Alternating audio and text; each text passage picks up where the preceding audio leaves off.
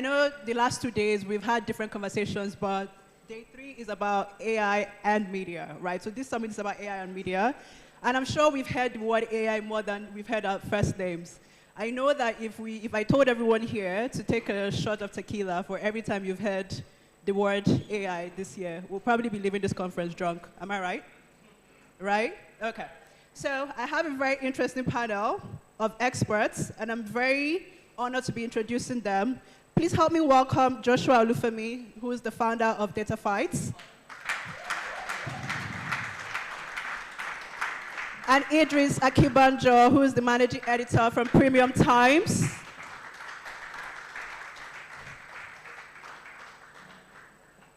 And we've got a lawyer on stage as well. Please help me welcome Saadatu Hamu, Aliyu, who is the managing partner at Hamu Legal. And Zara Schroeder, who is the researcher at Research ICT Africa.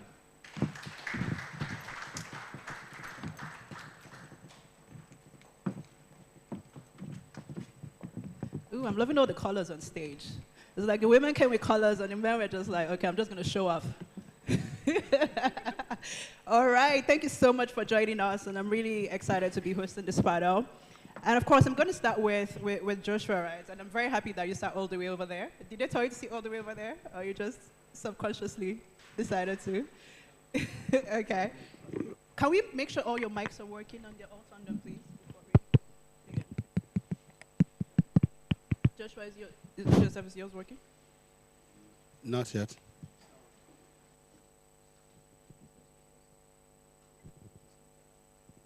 Okay. Hello. Give us a few moments while we figure out the mic so that you can hear all of the wonderful insights. Hello? Oh, there we go. All right. Okay. So, Joshua, you're the founder of Dataphyte, right? I know being a founder is not easy work, but I'm sure AI has come to make your work a little bit easier. But I'm sure you'll tell us all about it.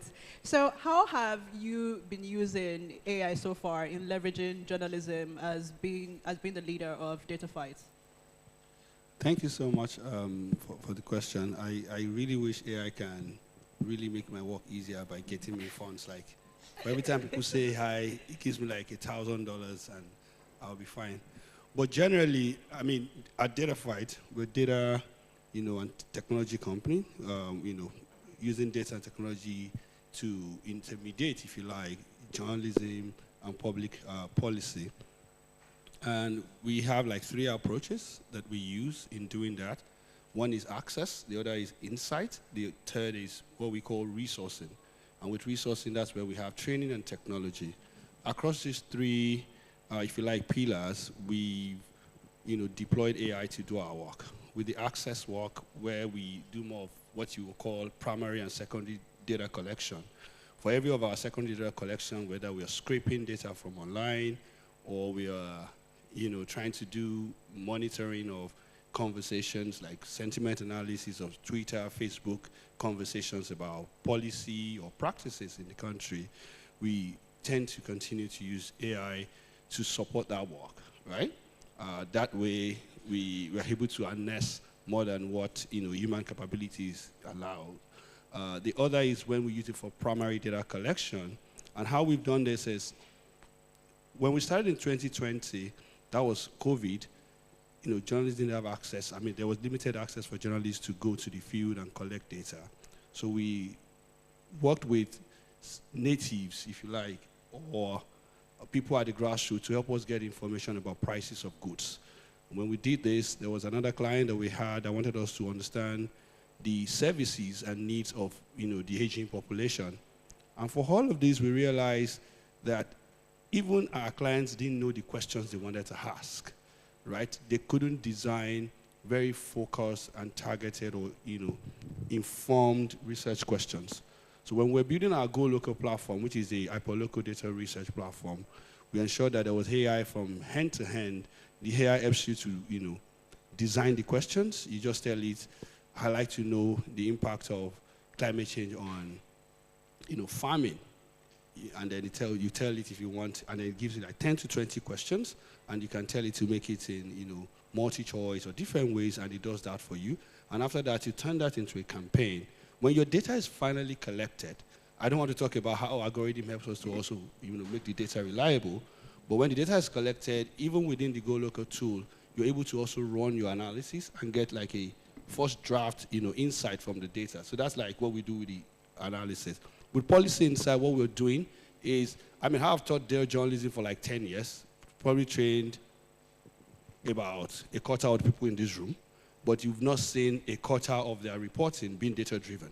So what we've done is to deploy a tool called Nubia AI, which just helps you to democratize data journalism.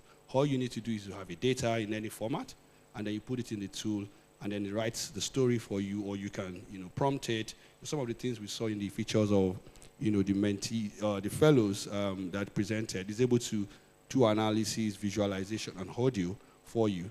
And for the training resource, we've also, worked together with CGID and other organizations to take the work to the universities, to start to train journalism trainers, and, upcoming journalists how to use data and AI for their work.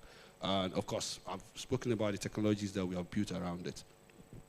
Thank you so much for that insight. One of the things that has been fascinating for me, especially because I work in media as well, and specifically tech media, and I remember when ChatGPT was born and the chaos it caused in the world, and the fact that people started saying, why do we even need journalists anyway? There's ChatGPT now. Everybody is a journalist. You can just go on ChatGPT, Claude, Gemini, any of the GPT models, and just type in, what is democracy? And it tells you what it is, and you can and then that becomes your article, and you can publish it, right?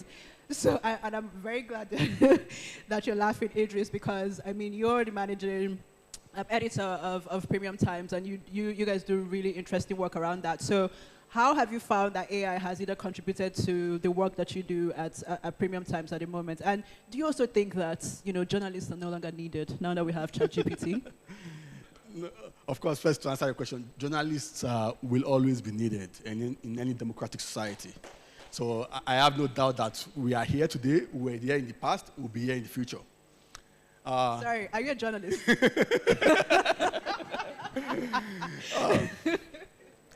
Now, for us at Premium Times, we are an investigative newsroom. Basically, we try to use the tool of investigative journalism to deepen democracy in Nigeria, across West Africa. And really, if you look at what our role as the media is, Section 22 of the Nigerian Constitution, it's basically to hold government accountable, right? And so accountability media for us is the basics. Whatever tool we are adopting, whatever we are bringing into our work, we review it within two fronts. One, how does this advance accountability media?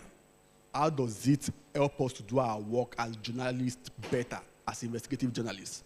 And if you look at journalism as a whole, you can basically say it consists of 4 steps.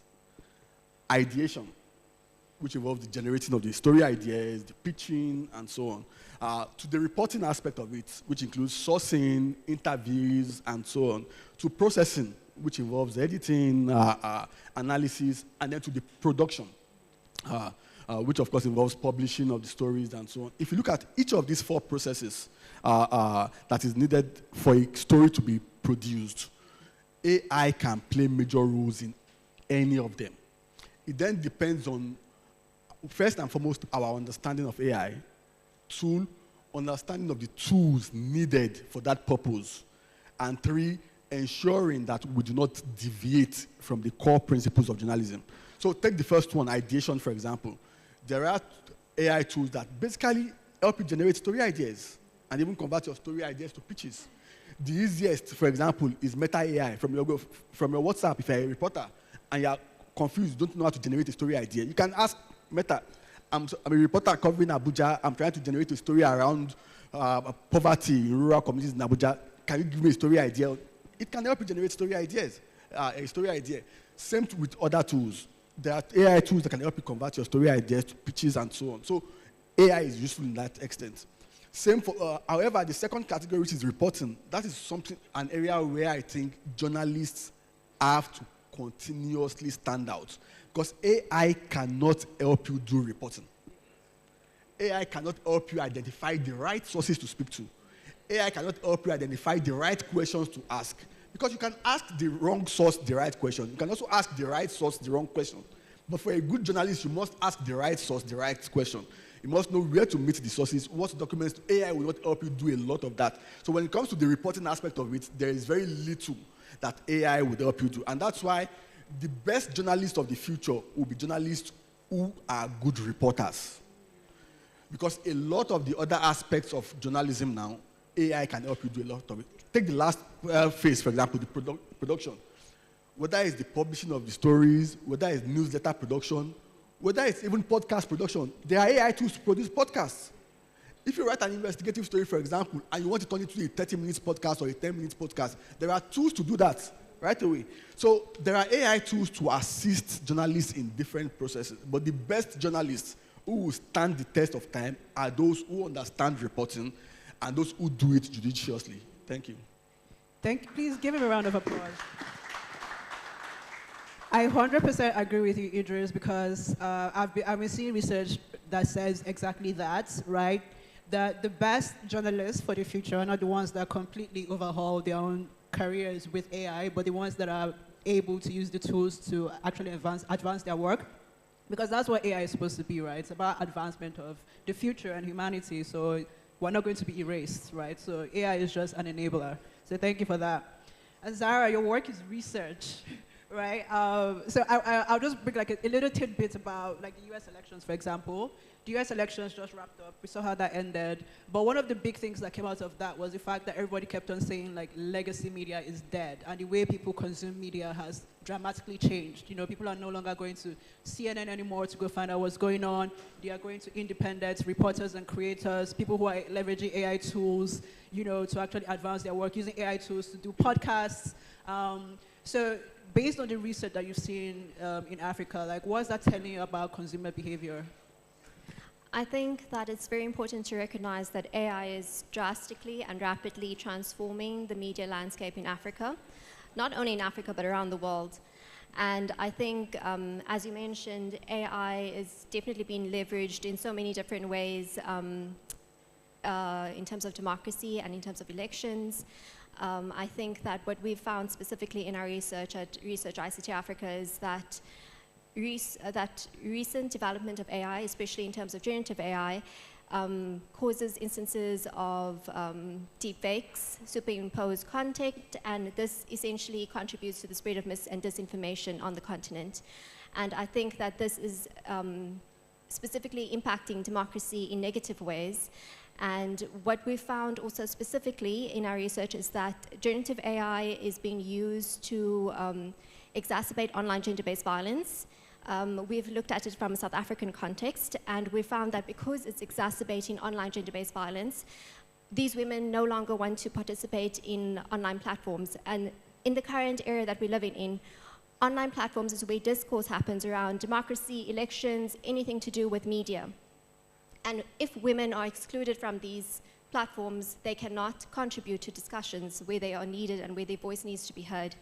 So I think it's very important to recognize that AI, yes, has many benefits and is contributing positively to democracy, but at the same time, it's exacerbating existing inequalities, which are excluding vulnerable and marginalized groups, which have continuously and currently been excluded from important conversations and discourse around democracy.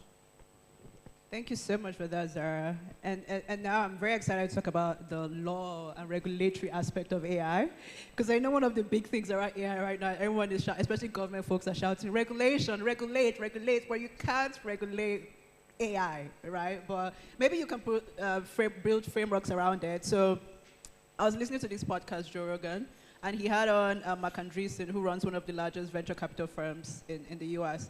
And one of the things he was saying, and one of the reasons he alluded for Democrats losing the election was because they literally turned on Silicon Valley and said, look, we must regulate AI. So in order for us to be able to do that, we're just going to allow maybe only 2 to 3 AI companies. So let's say OpenAI, I've forgotten the other 2 that he mentioned, exist so that we can directly regulate them, right?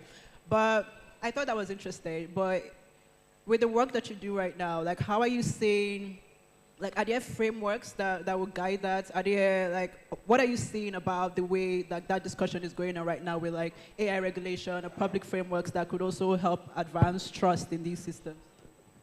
Thank you very much, Fatu. And it's quite interesting to hear that you sit down and listen to a 2-hour podcast. It was actually 3 hours. 3 hours.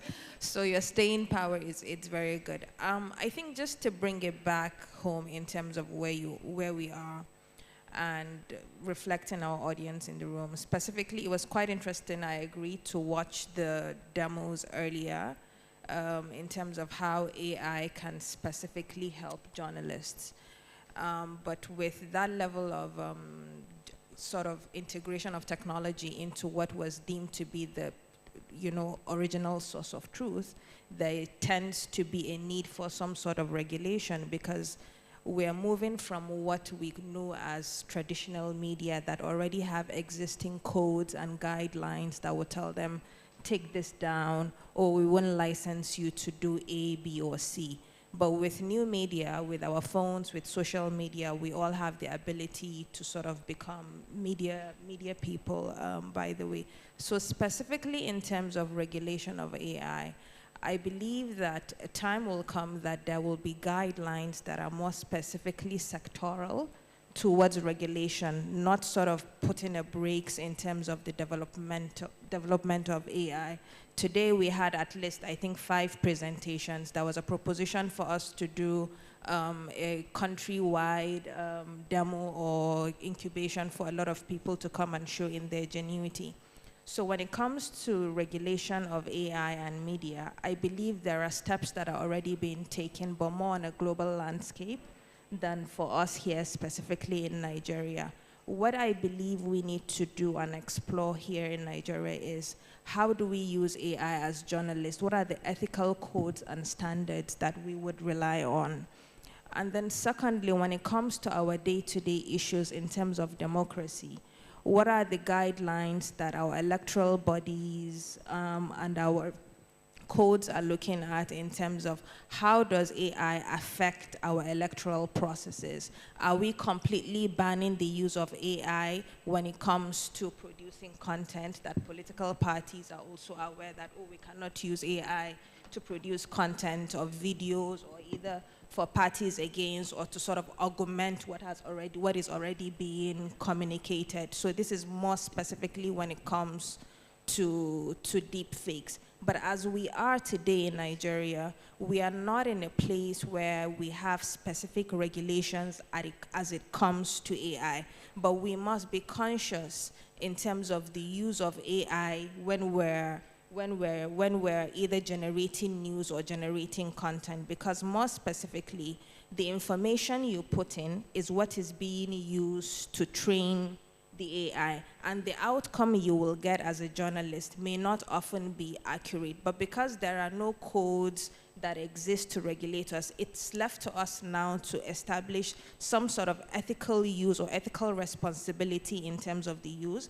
And also, who do we hold accountable when we find that there is a problem with the AI? Because the person using it and the content generated, he may not be responsible, or she may not be responsible for the output. So we should establish clear frameworks of use, lines of responsibility, and then also, how do we have sectoral guidelines in terms of the use of AI towards the public interest issues that concern us? 100%. I totally agree with you. And I remember reading, I'm sure some of us read that recently, I think, was it last month or so, about a teenager that committed suicide because the AI tool he was using encouraged him to do that. I don't know if you guys saw the news last month. Did you? Okay, some of you did. But yeah, he was on this AI tool and it pretty much encouraged him to commit suicide, right? And I think the family was going to sue the company. So it raised questions about that again, like what does regulation look like around that? The makers of these things, like how can they put better safety protocols in place to ensure that, people are not susceptible to self-harm because of the things that they're communicating with online? And Joshua, I'm going to come back to you. We saw a couple of interesting demos about the use of AI, especially in the newsroom.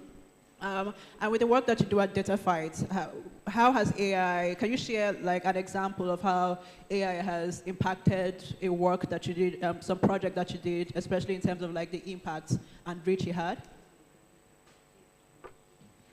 Thank you. I'll give two instances. First is when we were trying to understand how the media reported the 2023 elections. I mean, you can imagine different, media platforms that we needed to, gather data from, right? So AI was really quite useful, first in helping us to scrape data from about 10, media platforms that are print, online print, and then we were able to also get some of the ones that had, YouTube channels and the rest of them, and use AI to first convert the audio and videos to text, and then had the ones that were able to scrape as text, and then still use AI again to do the categorization, and then use that to do the analysis, right? So it's from hand to hand of all we needed to do, from collection, cleaning, and analysis. AI was quite useful, but I can, and I must say, just to buttress what he was saying, that the amount of time we use in sort of editing or fact-checking some of those things were really also, enormous. However, we couldn't do all of that. We wanted to scrape. There were moments where we had websites with, paywalls or with, some kind of, but we were still able to use AI to help us penetrate that and do all of that. That's one. The other instance, which is also very similar, is how we, on a regular basis, when clients reach out to us or partners reach out to us to do analysis for them, we're able to use our Nubia platform to do all of the analysis, even generate visualizations for them, right? We initially kept all of that to do the training and the testing, but now we've made the platform open for others to also be able to use to do their work. So there's been moments where we're using it to do access, and the time we just deploy it for insight. We're really very excited with what we're able to do with Nubia, because, I mean, there's a part where we're able to tell stories of Nigeria across the 774 local government. Now, scale that up to the whole of Africa, narrative change that you're able to do, policy insight and literacy that you're able to do just because AI enables you to translate data that is already reliable from reliable sources, and then generate content from it and not from, some kind of random online places. Thank you so much for that. And the next question I'm going to ask, of course, is to you, Idris, but I also want to do that for the benefit of the media and journalists in the room. Show of hands, if you work in media, newsroom, journalists, can you raise your hand? Let me see. Fantastic. Okay. It looks like maybe we might have 1% here. So, of course, you work at Premium Times, right? And Premium Times has been one of the leading media companies for as long as, I think media was a thing, especially in Nigeria. And you talked a little bit about, some of the tools that people use, and even going specific to WhatsApp, which I thought was really interesting, and say, go to WhatsApp AI and say, give me a story idea, for example. So, how are you guys utilizing AI in the newsroom in Premium Times? Because I know one of the big things people are talking about now is, if you don't evolve, you die, right? And AI is a big thing for media folks right now. So how specifically are you guys using that at Premium Times? I like the phrase you talked about, evolution. The reality of the media space today is that if you don't evolve, you die. That's the reality. No matter how good you think you are, if you don't evolve with technology, with changes, then some of the best media organizations Nigeria have had no longer exist. But going to the specifics of your question, how we use AI in our newsroom. Just before entering this all now, I was speaking to one of my colleagues, who is one of, in my view, one of the best security reporters in Nigeria. And he was telling me that all the recent FOI requests he has written for his stories recently, he has used Produce AI by one of the organizations that I think spoke earlier. And how did that come about? In one of these programs I attended, I saw a presentation by the Produce AI folks, apart from being the managing editor of Premium Times, I trained journalists across Nigeria and West Africa in different areas. Part of the areas where I trained journalists was how to write proper freedom of information requests. But then I saw this guy do a presentation that says, you've been wasting your time. This AI will help you do it in 5 minutes. And I was really stunned. I mean, this is available. And we partnered with them, said, come and train our journalists how to use this. I mean, we want to make our work simpler. That is what AI is supposed to do. And they came to our newsroom, trained our new reporters, and like I said, just entering this hall, you saw a reporter saying, since the training, for all my own presentations, for all my own stories, FOI requests, I've been using it. And that's an example. Another example is what I talked about, podcast production. At Premium Times, part of our strength is ability to do deep dives, to do investigations into different areas. And what we realized, we have a podcast team that produces podcasts, but then we came across these AI tools that help us convert our long reads into excellent podcasts. Can you tell us the name real quick? Don't, you don't do adverts for them. Well, I don't do adverts for them. It's not a Nigerian platform. Two trade secrets, you know? You are a journalist, aren't you? So, I mean, when the guy that our digital strategy first came about this platform, and I mean, it's a combination of 2 or 3 tools. It's not just one tool. And then they did the first one and shared with me and said, editor, see what we did with this investigation. It looked like magic to me. I mean, you mean this is AI produced? And because I edited, to a large extent, edit all the deep dives by Premium Times, so I know the amount of work that goes into editing. And I listened to the 20 minutes or so podcast. It was the exact replication. There was no difference in what was in the text and what was read in the what was discussed on the podcast. And it sounded so real. It was like two people in the studio were discussing the content. And I told myself, if AI can help us do things so easily, it then means that newsrooms must look for ways to maximize the opportunities AI offers. I mean, we don't have a choice anymore. It's the reality. So whether it's, take editing, for example. When you craft headline for stories, now there's what we call SEO, right? We don't just want to craft an headline. We want an headline that will not only be catchy, but that will also attract the best possible audience to your story without deviating from the editorial norms and so on. There are AI tools that help you craft perfect headlines. You just input your story there, and it gives you 5, 6 suggestions, and you look at the one that best reflects the story you want, that also ordinarily meets all the SEO requirements. There are AI tools. And so for us at Premium Times, what we do is that we are not opposed to AI.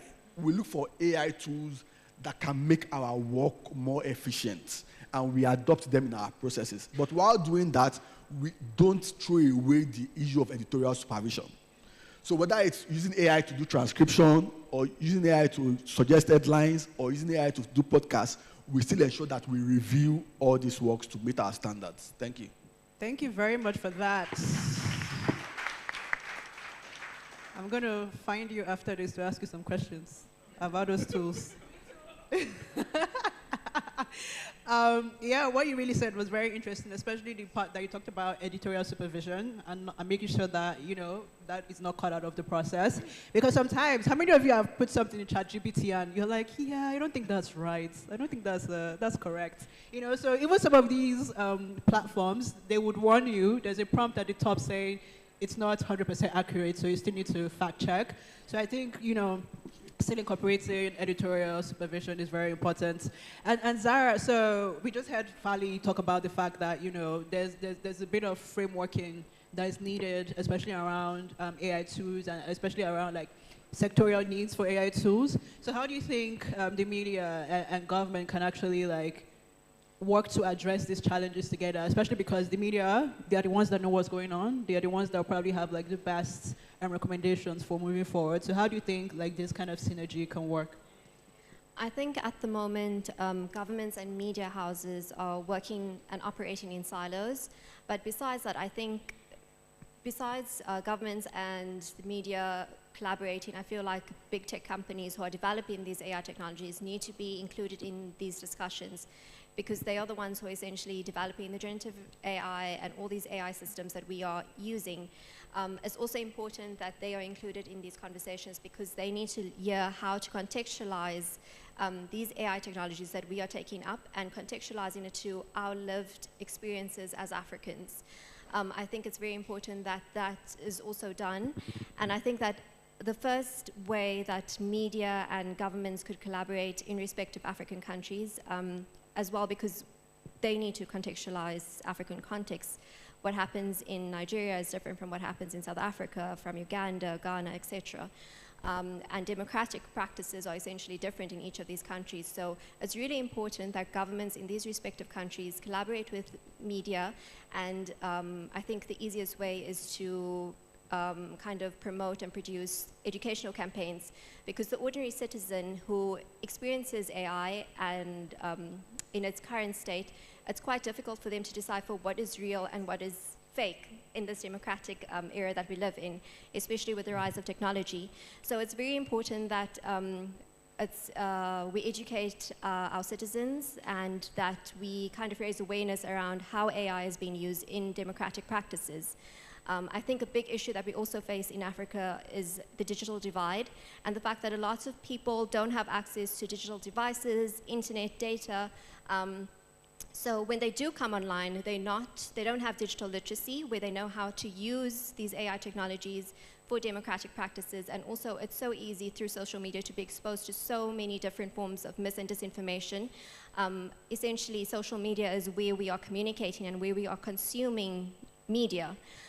So how can we encourage citizens through the government and through media to kind of educate themselves online?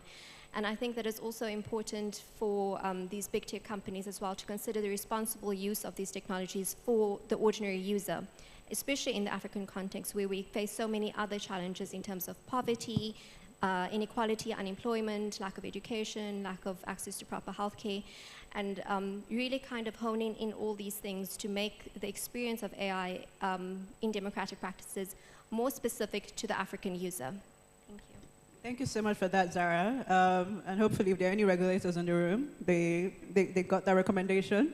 Okay, so I will ask Fali one more question and then open it up to the audience. So for the last 10 minutes, maybe we'll just get 2 questions from the audience. And I see someone already raising his hand there. No, that's a man. I need a woman. Because it's only going to be 2. I'm a there you go. Okay. Okay, maybe 3. 3. He ends at you. Okay. Fantastic. So, Fali, data privacy laws, media, I feel like, media and people in general are constantly fighting because, the media will publish something and they'll say, you violated my privacy right. So, like, what do you see in this, very chaotic relationship between media and the people that they cover? And are there opportunities in this space to ease the tension a little bit, especially on the media side? Maybe Idris can take that back to his newsroom. Thank you, Fatu. Yes, interestingly, it's good you brought that up because right now, before now, when we talk about privacy, is in our house. But today, our privacy is in our phones and with every form or every device that you interact with, even your facial recognitions. So for us in Nigeria, we're sitting, I think, on a new piece of legislation, which is the Nigeria Data Protection Act. And I'm sure a couple of you may have encountered challenges in your investigative reporting where you may want to report 1 or 2 things and they will tell you, oh, it's not only contravening data protection privacy rights, but it's contravening the Nigerian Data Protection Act. But I think there is an opportunity for the 2 to converge. And more specifically because the laws exist to protect our privacy and ensure that there is responsible use of our data. But also more importantly, there is room for freedom of expression, freedom of journalism, and the ability for us to be able to be transparent when issues are happening. So for the Nigerian data protection framework, it does not specifically exclude public interest journalism in terms of data protection rights. And he mentioned Freedom of Information Act, and there is almost a conflict within these two issues where you're requesting certain information because it's guaranteed under the Freedom of Information Act, but they will tell you, you know what, if you're requesting this information, it gives you the personal information of the individual. So there is a room for balance in these two issues, especially where it involves public interest issues. Because as we've seen, public interest issues have been brought using, even in areas where there were GDPR, the Snowden issue. It was in Europe, but we sort of understood what was happening. Even with the Cambridge Analytica issue, it showed us how Facebook was using people's data in elections. But if we had focused a lot on just, protecting the privacy interest, we wouldn't have been able to understand those issues. But there is also a level of responsibility as journalists and as media people that should be employed when you're in this crossroads. So you may have received information. There is an opportunity for you to anonymize information. So we received information, I think, a couple of months ago where a certain person paid school fees for a 3-month-old child in a certain school. Interestingly, this is a young baby, but his full name was written and his full details. That was an opportunity to anonymize the data of that young child when you're doing that reporting, and not just publish it as it is, because that child is not a public interest person, and whatever it is you're trying to bring to light does not affect that person. So I think it's important within our own framework to understand what are the public interest issues that we would look into in terms of reporting. Also from a regulatory perspective, where is that point of synergy? Because as it is today, the Nigerian Data Protection Act and the journalist, I don't think there is any level of conversation or interaction that is happening. How many of you here have data protection officers within your media houses? None. So it's to show you that we are dipping when it comes to that level of protection of individual privacy. And we can't keep talking about using technology to advance media rights, advance journalism, advance how easily we do work without ensuring that the appropriate frameworks to protect the privacy rights of people, to ensure the responsible use of AI, to ensure that there is an ethical responsibility even when we're reporting on public interest issues, we sort of have a clear framework that guides us in sort of addressing these issues. And more particularly when it comes to the Freedom of Information Act, it is a completely pure public interest issue. That is why the Freedom of Information Act exists. So our judiciary has not challenged these issues enough for us to have enough reference points to say, oh, you know what, I've requested for this information under the Freedom of Information Act, but the feedback I've received that is going to challenge. So I challenge you all to, when some of these issues happen, it is your responsibility to take it up, because we need our own jurisprudence to be able to guide us in shaping what the future of these laws and regulations will look like. Thank you so much, Fali. All right, okay. So it was supposed to be 2 questions. I'm doing 3, very generous, but I would like to address you, my fellow Nigerians. I know that you are the kings of long-winded questions. Someone raise hand to ask question and go on a 10-minute commentary. This is for questions alone, and you have 5 seconds to ask a question, okay? I will cut you off. I'll very happily cut you off if I hear a non-question. Okay, Mr. Man in the glasses, please can you give him a mic?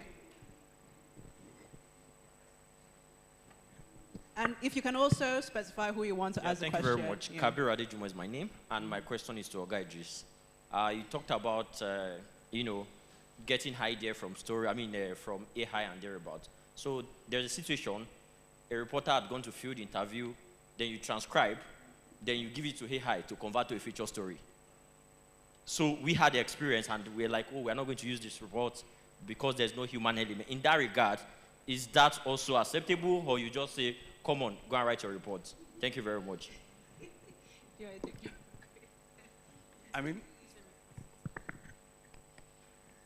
it's a challenge newsrooms are battling with now, and it's not peculiar to your newsroom. But to address your specific question, no, it's not proper. I mean, we must, as journalists, not transfer our responsibility to AI. AI is just supposed to make our job easier. So when you transcribe an interview and just tell the AI to write the story for you, it's not the right way to go, especially because that means you are not the author of the story. It's not your story, it's AI's story. So that basic rule of transparency to your audience, you've already lost it. I mean, one of my colleagues was, an editor, was also telling me an experience he had with a reporter just recently. This is a relatively young reporter, and he noticed that his recent report clearly was written by AI. Because one, the reporter's language is not as developed as what he was seeing. Two, there was consistency in the AI reporting that was deviating from the style guide of Premium Times. And the reporter did not, so there were things the editor could easily look out for to say, this is AI. And he confronted the reporter. Eventually, the reporter admitted to it. Say, yes, it's AI. But I did the reporting, I gathered the material, I just then transferred it, the AI then helped me rewrite. But the damage it does to us as journalists is that first, especially if you write for print or or online media, the art of writing itself is a skill journalists must develop. So when you then transfer that skill to AI to help you do, you can never become better at writing. It's just a given. Then two is that the originality that comes with your writing is lost to AI. So any smart editor that looks at AI written stories will easily pick, especially if it's an editor that has been editing your stories. And then, will you then be proud to actually tell your readers that this report was actually written by AI for me? If you will not be proud to do so, then why are you doing it? That means you are not even transparent to your audience. So it violates all, it's a challenge, just like the academia are having that challenge. Media organizations are also having that challenge of relatively young reporters trying to maximize AI and then deviating from journalism. So we have to constantly have these discussions. It's not if I tell you I have a perfect solution to it, I'll be lying. But we must constantly have discussions in our newsrooms to discuss what is permissible, what is allowed, and when we violate the basic rules of journalism, part of which is transparency to your audience. Thank you. Thank you very much, Idris. Yeah, over here. Her. Yes. Thank you. Oh, no, sorry. I already counted the three. All right. Feel free to meet them afterwards, after the panel. Good afternoon, everyone. My name is Ejiro Mokoro. I am with Lightree Media. My question is to Joshua. There was something you brought up, and I think is very crucial. You talked about how AI, right, the apps and the tools that you use, can navigate paywalls to curate data so you can use it to anticipate whatever thing you want to do. It raises two questions. The privacy issue and the respect for the content written. Then the fact that you are able to now break a security breach which affects somebody's bottom line of fundraising, which is a big deal in the media. So my question to you now is, what if somebody understands these processes, haven't journeyed through finding ways to make subscription model a workable model for media organization, and somebody knows about this, it means that they will lose not only the audiences, but they will also lose their revenue funneling. So these are the two questions I would love you to kind of give an insight to, especially with regards to the fact that we're already fighting the likes of, what you call them, Google, when it comes to our metadata, not even the real content, we're talking even metadata, we're saying, nah, we don't want you using our metadata. So can you respond to that? Answer your favorite one. Yeah, no, thank you very much for that question. First thing is that we got permission, right? Only that they wouldn't give us the data, we still have to scrape it, right? And there's also the rule, which, I mean, you probably will have heard, the public interest, principle of journalism, right? That allows that the purpose of the work, which is why if you were to challenge Panama Papers, Paradise Paper, Pandora Paper, you realize people will say things like it's other people's privacy, but the goal is public interest accountability. So sometimes there are those divides, and the point that Idris was making, the dialogue needs to continue, right? We are not saying that we've done something that is 100% right, but it is 100% morally, permissible for public interest, right? But I mean, for these are partners that we work with. These are organizations that, we're in the same space together. I guess that's how to look at it. To the question of how are you not, making the bottom line of revenue, a challenge? And the question you were raising also about big tech also violating the same rule. I believe that, and I have a working paper on this, that the more cooperative the media publishers or newsroom publishers are, especially in our climate, right, the better we can negotiate with this big tech, right? We don't have the capacity to, all the paywalls that we say we have, it's just a code away to break. But is it that easy for New York Times, for AP, right? So there's a lot of technical capacity that we need to cooperatively sort of deal with. We can do collectively file, a suit against this big tech. But you can, the biggest platform I think will be able to do this and get away with it, with Premium Times, right? Because it's a lot of intellectual property that is in it. But you also need a lot of government support, which was the point she was making before. Other countries where they've been able to sue is because there are laws that enable that. So there are enabling laws that we need to start to think of. But we also need to drop all of this competition that is really affecting our bottom line. It's not the one journalist who wants to get information from your website to be able to tell a better story that you should worry about. It is the guy that has already scraped your entire newspaper. We're talking of 150 years of journalism, right, that we've not even been able to monetize, right? Thankfully, we have the ACSPN in the room. That's what should worry us today. It's not, how many of you know that story I'm able to scrape or not scrape.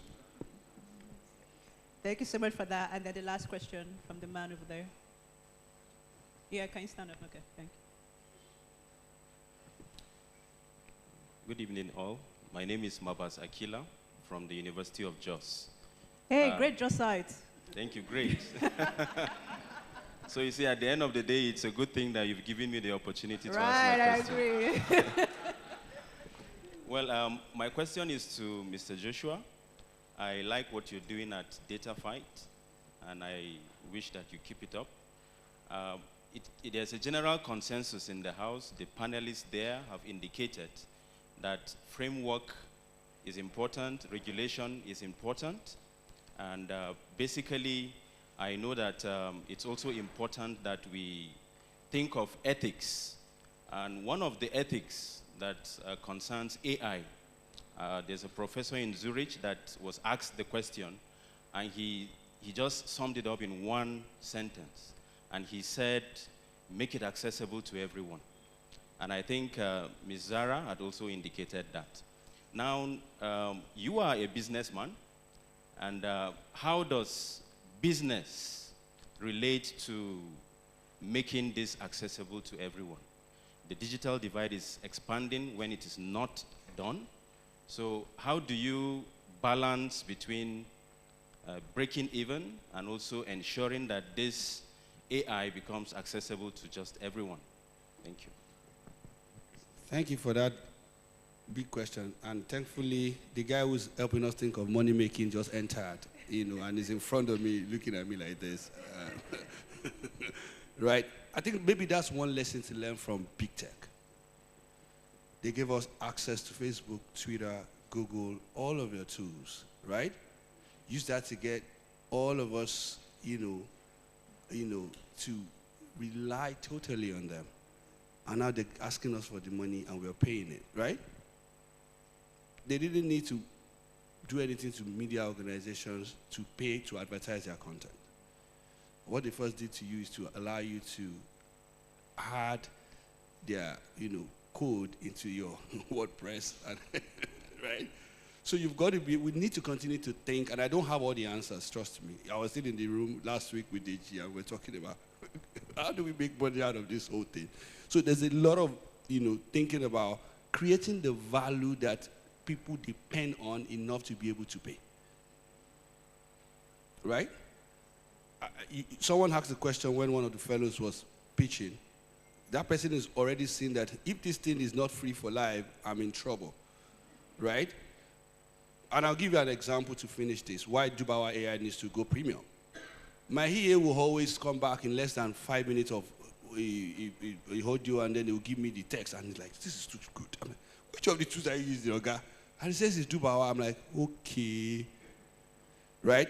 Even if for his own work to continue to better assist me, if you tell him to pay $2 or $5, he's able to think about it either from his salary or income, because that is his livelihood on the line, or he would suggest it, let's do a B2B. Why don't you get it for everyone in the room, right? I think we need to, one question I will ask is, if I tell everybody here, please, can you all give us 5,000 naira to give these fellows, right?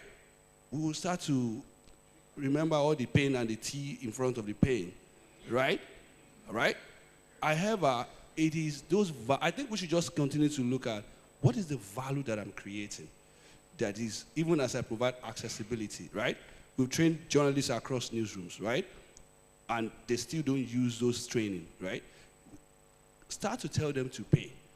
If they pay for those training, you will see they will start to apply the training.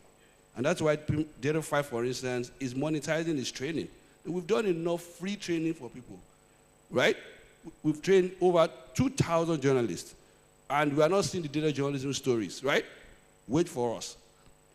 When you pay 100,000, 200,000 to learn something, tell me if you will not use it, or if you will not go to your editor. I think those are the conversations that we need to have. News consumers are not paying for our content because probably we've not been able to, whether from the technical or from the business sense that we don't have, been able to get the money from them, or our content is really not valuable enough.